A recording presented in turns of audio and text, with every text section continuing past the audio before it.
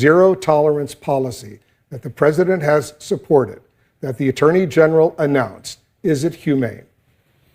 I think it's the law. As a law enforcement, it may be the law, look, it's the policy, but is it humane? I think it's the law, and I'm a law enforcement. I must follow the law. I think we take good care of these children. I think what's inhumane is parents that choose to put their kids in the hands of a smuggling organization, a criminal smuggling organization, have their kids smuggled in this country. That's inhumane. I hear all these accusations of child abuse. You know what child abuse is? It's the tens of thousands of UACs, of unaccompanied children, that parents here in the United States hired a smuggling organization, have their child smuggled into the United States by a very criminal organization that smuggled guns and drugs, very criminal organizations that murder border patrol agents and special agents. That's inhumane. We take very good care of these kids. And we spend a lot of money, a lot of taxpayer money spent taking care of these families, taking care of these kids. But if they I will never apologize for enforcing law. I will never apologize for enforcing law. And the President of the United States is not going to apologize for defending. They could have long-time ramifications from not being with their moms and dads during a critical, if they're 6, 7, 8, 9 years old, they're crying for their parents. You're a parent. You understand what's going on. And so many people, and I noticed the long pause, you know, it's unfair to the men and women of ICE to make them engage in an inhumane policy. Then the parents of these illegal alien children, they need to make better decisions. Like I hope I'm making the right decisions for my children, they need to do the same. Don't put your kids in the arms of smuggling organizations. Don't put your kids through this treacherous journey. Don't make your kids cross that river. Make your kids walk into the port of entry with you, where there's air conditioners, there's people there to greet you, there's people that will hear your case. Don't break the law and go around, because the fine men and women on the border patrol, these are American heroes that strap a gun to their hip every day and defend that line. While they're dealing with this migration, there's drugs, there's guns, and there's bad people who want to enter this country to do what's wrong. If you want to come to this country, do it the right way. Go to a port of entry. Want to really see something that said, take a look at what happened. Hey. Why this beat so cold? We will make America proud again. If you try to kill our we will make America wealthy again. And yes, together, we will make America great again. Oh boy, shout out to them beautiful patriots around the world, my brothers and sisters. I hope everybody is blessed, well, and healthy, and that nothing but the best is going on in all you beautiful people's life, man. And this one right here, a lot of y'all been blowing me up to check out, react to. This is my first time seeing this, and once I edit it and once I figure out like probably the best one, I'll throw it into the intro.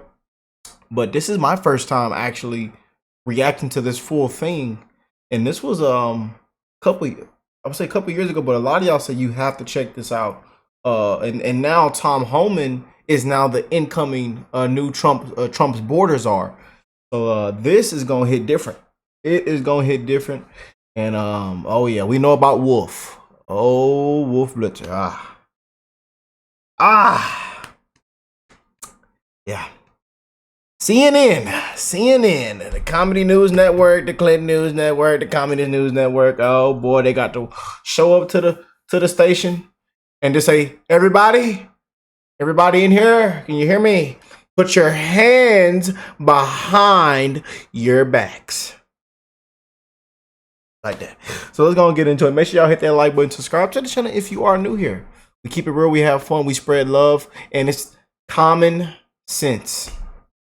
Common sense is back, and I hope y'all are ready. We are 9 days right now. 9 days until inauguration. 9 days, man. And they can't get here any faster. Let's go and jump into this for the first time. Let's see what's going on. And again, y'all know how it is with Tom Homan, and you know, when he gets interviewed or he completely humiliates people, destroys people, man. Shout out to this patriot, man. Shout out to people calling him a hero, you know? Yeah. But let's go and check it out. Joining us now, the acting director of the U.S. Immigration and Customs Enforcement, ICE as it's called, Tom Homan. Tom, thanks very much for coming in. Thanks for having me. You heard what the Republican leader, the majority leader, Mitch McConnell, just said, that every Republican in the Republican conference, they don't want to see what's going on right now, these little kids separated from their moms and dads as they await adjudication. What do you say about that? Nobody wants to see it. You know, I'm a law enforcement officer for 34 years. These men in the Border Patrol, men and women at ICE, we're all law enforcement officers. We see sad things every day, but we still got to do our job. And y'all know his role when he was, and I believe this is right. This is Trump's during Trump's first term. So there's a way Congress can address it. They can fix this, and that's what we're hoping they do. Well, the president could fix it too, because it was the Trump administration in April which announced this change from earlier administrations, the Bush administration and the Obama administration, to go ahead and separate these kids from their parents. No, look, we've been separating families over the last several presidents. If we can't prove familiar relationships, there has been separations. But this isn't a law. This is a policy change that the Attorney General Jeff Sessions announced after it was debated for more than a year by senior officials in the White House. I've been acting director for a year and a half, and something I said 1,000 times. Entering this country illegally is a crime. The Attorney General is enforcing laws on the books. So what changed? What changed after April? Well, you got to understand where this is all coming from, right? We have a lot of families coming up and claiming asylum. Under the current process, we cannot detain those families because of what they call the Florida Settlement Agreement. We can only detain them up to 20 days. They can't see a judge that quick. So they're coached on what to say. They'll say the right thing to get released from detention. They won't show up in court. And when they show up in court, 80% of these people claim in fear and lose their case because they don't have a valid claim. But they're already in the United States. They're lost in society. They never get removed. So as long as we keep sending the world this message, come and say the right thing, get released, never to show up in court, you're never going to fix this. Well, most of them do show up in court. They don't necessarily disappear, but just explain how ICE, and we're grateful to the men and women of ICE who do what you're doing. It's a very, very tough job. But something changed as a result of the Attorney General's announcement of a policy change in April. Walk us through how the men and women of ICE now have to change their own attitude, their own responsibilities towards these families coming in. We're not changing our attitude toward anything. We're law enforcement officers. We will enforce the laws enacted by Congress, laws on the books. They took a sworn oath to enforce the law. This president is letting them do their job, which the last president did not do. But let me fix something. You said that most people do show up in court. Last year, Executive Office of Immigration Review, the Immigration Court, issued over 40,000 removal orders in absentia. These are people that did not show up to get the removal orders. But you used to have discretion before April on when to take these little kids away from their moms and dads, and now you don't. We still have discretion. Our officers have discretion every day. But in the last few weeks, more than 2,000 of these kids have been separated from their parents. I think 2,300, the number we received today. Okay, so bingo. What do they got to do? If the parents don't want to be separated from their children, they enter through a port of entry through the legal system. When you choose intentionally to violate the laws of this country and enter illegally, you put yourself in that position. But you put your child in that position. So if you want to just look at the last 4 years, man. Look at one of the worst administrations we've had. Just look, and they ought to be deeply investigated. It's a disgrace what has happened, man. An absolute disgrace. Incompetent. Don't know who's running the country right now for these last 3.5, 4 years. It's a disgrace, man.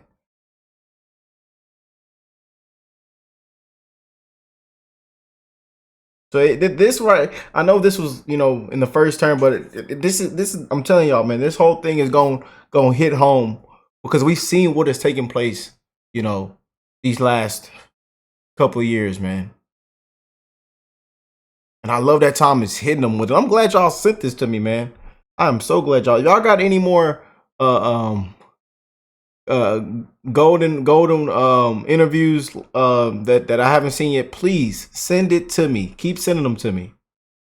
But you did have some discretion. If you want to blame somebody for separating families, blame the parents who choose to break the law. I understand what you're saying, but you did have discretion before April, and now the president says, the Attorney General says, the Secretary of Homeland Security says, no more discretion. All of these children are going to be taken away from their parents. Officers still have discretion. There's a zero tolerance policy, but not every family is being separated. They're not being separated if they're small infants breastfeeding. There's a lot. If there's medical issues. Now, the only families we separate at a port of entry are those that we can't prove a family relationship. And people posing as families, the fraud occurring with people saying I'm their parent when they're not, and these kids are actually victims of trafficking, is up over 300%. But our responsibility is for the health and safety of these children. But you say, you have discretion. You've been a law enforcement officer for 34 years, and I thank you for all the good work that you've done. But you always have had discretion. When do you charge someone? When do you arrest someone? When do you let that person go? It seems now that the president wants no more discretion as far as families are concerned. The president is doing his job. The president's number one But he's concern, changed policy. The president is trying to secure the borders of this country, which we have a right to do. We are a sovereign country. We have the right to secure our borders. But do you have discretion as the head of ICE to decide whether or not to charge someone illegally crossing the border? I absolutely do. You have so some people you just let go. Some people you throw in jail. Every law enforcement ICE has discretion. We practice it every day. There are certain people, when we go out and do operations, we run into people. My officers sometimes will take people into custody, sometimes they won't. They have discretion every day, but they're law enforcement officers. No one should be vilifying the men and women of ICE, and you're certainly not doing it, but a lot of media outlets out there are, for simply doing their jobs. Congress needs to do their job for once. We've been dealing with this immigration issue for the 34 years I've been an immigration officer. They need to pass some legislation. I totally agree. Congress needs to pass comprehensive immigration reform. You've studied this for a long time, and they haven't been able to do it during any of the recent administrations. It's a tough challenge because there's such a wide disparity of views. But in the interim, until they do that, we see these heartbreaking pictures, and I know you must be heartbroken seeing these little kids taken away crying from their moms and dads. And unfortunately, the men and women of ICE have to deal with this. What do you say to them when they say, we can't do this anymore? Look, I'm a father, and we all feel bad about what's happening, but we're also law enforcement officers. We have to enforce the laws. The parents are making a choice. They're choosing, rather than entering through a port of entry where they won't be separated, they are taking it upon themselves to enter illegally and have their children taken away. So if anybody's to blame here, it's the parents who made a decision, I'm going to break the law rather than But going if you to a say port you of have entry. discretion, why do you charge everyone crossing the border? Why should someone, because you're illegal alien, you get to commit a crime, you get a pass? How many U.S. citizens get a pass when they commit a crime? I mean, we need to hold these people accountable. I can't blame anybody for wanting to be a part of the greatest country on earth, Wolf. But you can't want to be a part of the greatest country on earth and not respect the laws. But you just said you do have discretion. We absolutely do have discretion. But I'm saying there shouldn't be a different set of rules because you're an illegal alien. When I was a police officer in New York, I arrested parents. I took parents out of a home for domestic violence. I separated that father from his child. It was sad. The child cried. But you know what? They got separated because the parent got charged with a crime. Same thing's happening here. I'm a little confused on when somebody is committing a crime. You say if somebody is seeking asylum here in the United States, they have to go to an official port of entry. But we did some checking, Citizenship and Immigration Services, the website. It says you can apply for asylum if you are at a port, an official port of entry, or, and I'm quoting now, in the United States. You can apply for asylum if you're in the United States. So some of these people, they cross illegally, but they're in the United States. Why can't they apply for asylum? It's simple. 8 U.S.C. 1325, illegal entry in the United States, it's a crime. It's a misdemeanor first offense, second offense a felony. But if they're seeking asylum, is that still a crime if they're crossing the border illegally? You're clouding the issue. The issue is, if you don't want to be separated from your child, come through a port of entry. We have been clear on that. All right, so let me just clarify something else, because you just said it's a misdemeanor if they do that. You're separating mothers and their children over a misdemeanor? We're separating mothers and their children because they chose to violate the crime. But you just said it was a misdemeanor. Wolf. Sir.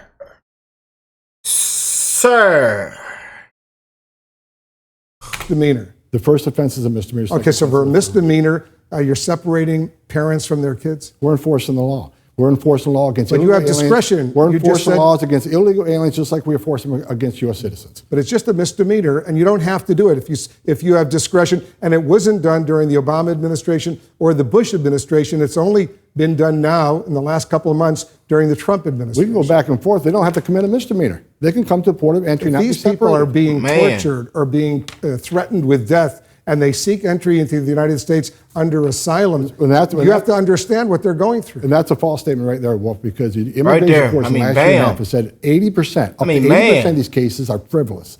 These people are up here committing fraud. They're being coached what to say. They lose their cases. So to say they're escaping fear and persecution is just that's factually wrong. Because some of your colleagues have used that 80% number, and we've done some checking on that. And let me give you the numbers. This is the Justice Department numbers. The most recent numbers we have from the Justice Department, much lower, about 25% in 2016. It was between 11 and 28% of people who didn't show up from 2012 to 2016. That's according to the annual Justice Department Yearbook of Immigration Statistics, not 80%. I'm looking at the Executive Office of Immigration Review. This is the court that makes the settlement of these cases. I reviewed the stats yesterday. So a vast majority, it could be 78% this year, it could be 81%. Bottom line is a vast majority lose their case because what they've decided is that they've been coached on what to say.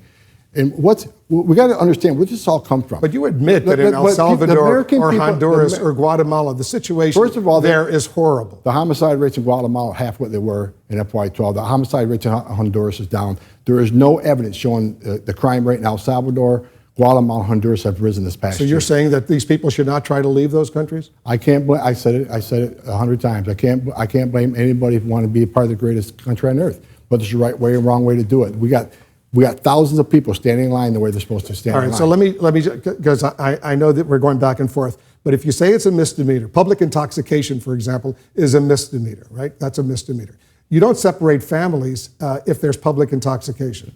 Let's just cut to the chase on what's the underlying issue here, right? So let's talk about where we were before the zero tolerance policy is put in place, because American people need to understand that.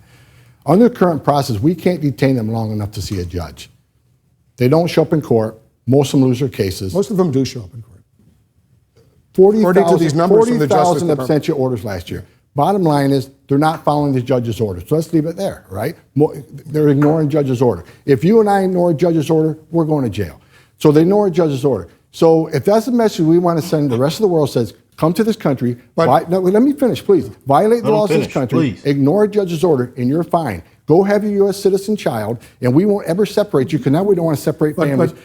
What that does, Wolf, is that continues to entice people to make this dangerous journey. This isn't just about enforcing the law. This is about saving lives. But you're punishing... People die coming to this country every day, and we keep enticing them with a promise of sanctuary, a promise of we'll look the other way, promise you get a pass. We got to stop that. But you're separating these... Right there. Bam.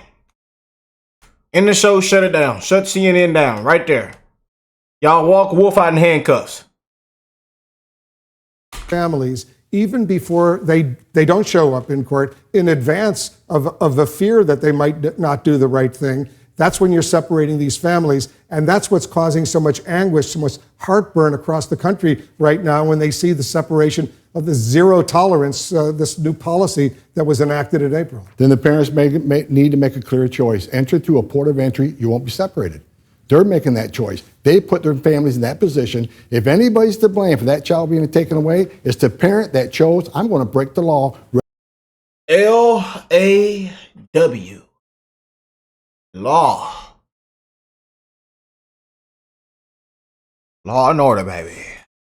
Rather than going to a port of entry. People are watching us here in the United States, all over the world, and they're wondering what's going on in the United States right now. From your perspective, and I know you've got a distinguished career in law enforcement, we're grateful for all the important work that you did, but is this new zero tolerance policy that the president has supported, that the Attorney General announced, is it humane? I think it's the law. As a law enforcement, it may be the law. It's the policy. What I just say? L-A-W, Mr. Wolf. L-A-W. And we have they walk in there and just put you in handcuffs. L-A-W, sir. But is it humane? I think it's the law, and I'm a law enforcement. I must follow the law. I think we take good care of these children. I think what's inhumane is parents that choose to put their kids in the hands of a smuggling organization, a criminal smuggling organization, have their kids smuggled in this country. That's inhumane. I hear all these accusations of child abuse. You know what child abuse is? We're on clip that. It's the tens of thousands of UACs, unaccompanied children, that parents here in the United States hired a smuggling organization, have their child smuggled into the United States by a very criminal organization that smuggled guns and drugs. Very criminal organizations that have murdered border patrol agents and special agents. That's inhumane. We take very good care of these kids. And we spent a lot of money, a lot of taxpayer money spent taking care of these families, taking care of these kids. But if they don't have, I will never apologize there, for enforcing law. These kids potentially, I will never apologize for enforcing law. And the President of the United States is not going to apologize for they could have long-time ramifications from not being with their moms and dads during a critical, if they're 6, 7, 8, 9 years old, they're crying for their parents. You're a parent. You understand what's going on. And so many people, and I noticed the long pause, you know, it's unfair to the men and women of ICE to make them engage in an inhumane policy. The parents of these illegal alien children, they need to make better decisions. Like I hope I'm making the right decisions for my children, they need to do the same. Don't put your kids in the arms of smuggling organizations. Don't put your kids through this treacherous journey. Don't make your kids cross that river. Make your kids walk into the port of entry with you, where there's air conditioning, there's people there to greet you, there's people that will hear your case. Don't break the law and go around, because the fine men and women on the border patrol, these are American heroes that strap a gun to their hip every day and defend that line. While they're dealing with this migration, there's drugs, there's guns, and there's bad people who want to enter this country to do what's wrong. If you want to come to this country, do it the right way. Go to a port of entry. This is a choice clearly made by the parents, and I will not stand by and let people vilify the men and women of ICE or Border Patrol. We're not vilifying. We appreciate the men and women of ICE, and as someone who appreciates and I've seen what you guys do, and we're very, very grateful for the. Oh, shut up and put your hands behind your back, sir. It's over.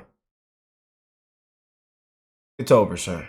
Completely destroyed them. I mean, you gotta be shaming yourself. This actually hits different, even though this was what 6 years ago. This hits different now that this is Trump's incoming border czar, and we are 9 days out. And he said on day 1, and day 1 is in 9 days, 9-10 days. You know, we'll put it in that range. So, but let me know what y'all think of this, man. And I want to thank them patrons that kept blowing me up and sending this to me to check out. Seen this a couple times in my email, in my DMs. And we finally got to it. Oh, Wolf. Oh, sir. But I love y'all. God bless you all. And I will catch you beautiful people in the next one. And we are coming out with, if you go to the merch store, it's down below. And I know a lot of y'all been asking for it. Put your hands behind your back merch. We're working on that. It will be dropping soon. But we got some new merch, new Trump shirts and hoodies and all kind of stuff.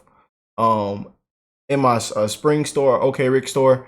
So, hey, man, we are rocking and rolling, y'all. And we hope everybody's having an amazing weekend and that you start off the week strong this upcoming week. Prayers for California. It is crazy right now. Another wildfire just broke out in Brentwood. So we wanted to send our prayers to California, man. And I will catch y'all on the next one. Peace and love, family.